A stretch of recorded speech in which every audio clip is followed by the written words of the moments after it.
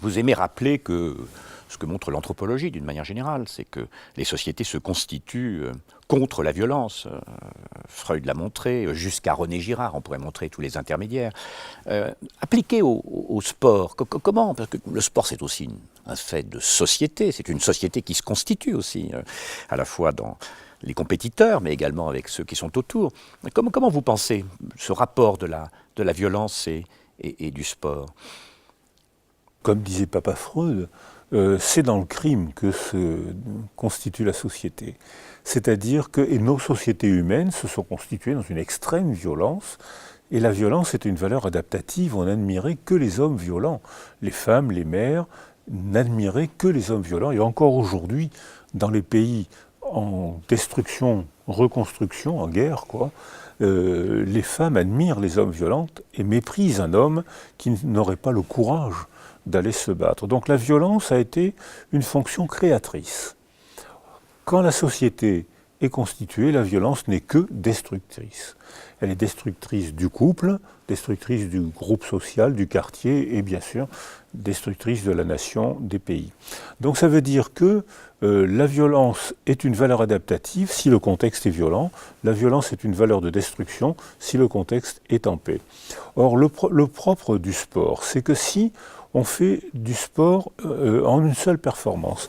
Il y a la violence individuelle, c'est-à-dire qu'on n'est pas capable de maîtriser ses pulsions, on est soumis à ses pulsions, et beaucoup d'entraîneurs encouragent les sportifs, valorisent la violence. S'ils dépassent au rugby, par exemple, très souvent, on encourage la violence. Mais si la violence n'est pas maîtrisée, le violent est puni. Ce qui n'est pas toujours facile, parce que beaucoup de sportifs, de rugbymen de haut niveau, ayant appris à être violents, quand ils ont balancé leur sac sur la tête d'un spectateur ou d'un entraîneur, ils ont perdu leur poste, alors que le même entraîneur les avait encouragés à la violence. Donc la violence est ambivalence. Alors, en revanche, il y a une autre forme de violence qui est la violence des médias. C'est-à-dire que quand une foule est violente, c'est parce qu'elle érotise la violence. C'est pas du tout la même fonction. Dans le premier cas, il y a une performance qui nous entraîne et on a perdu le contrôle de soi. Alors que dans la violence des médias, on va assister à un match de football pour être violent. C'est-à-dire qu'on attend l'occasion de déclencher le plaisir de la violence, et il y a une euphorie, il y a un érotisme de la violence qui fait que ces gens-là désirent le stress, la peur, s'ils n'ont pas été blessés, va les euphoriser pendant une semaine ou deux. Des états d'euphorie incroyables après des actes de violence, d'une stupidité et d'une violence incroyable. Probablement que c'est une réaction adaptative, au sens darwinien du terme, à une société de la routine. Beaucoup d'entre nous se plaisent dans la routine parce que c'est là qu'on fait des vraies performances durables.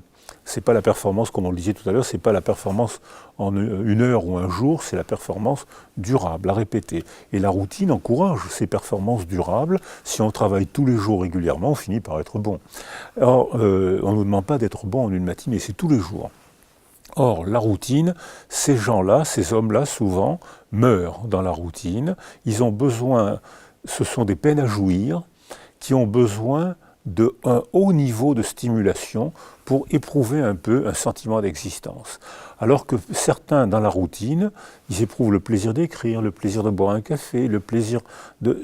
Ça leur suffit comme plaisir, alors que eux, ils ont besoin d'un haut niveau de stimulation. Donc ils érotisent la violence, ils ont peur, ils ont des bagarres d'une violence et d'une stupidité incroyable qui va les euphoriser pendant 2-3 semaines s'ils ne sont pas blessés, morts ou mutilés.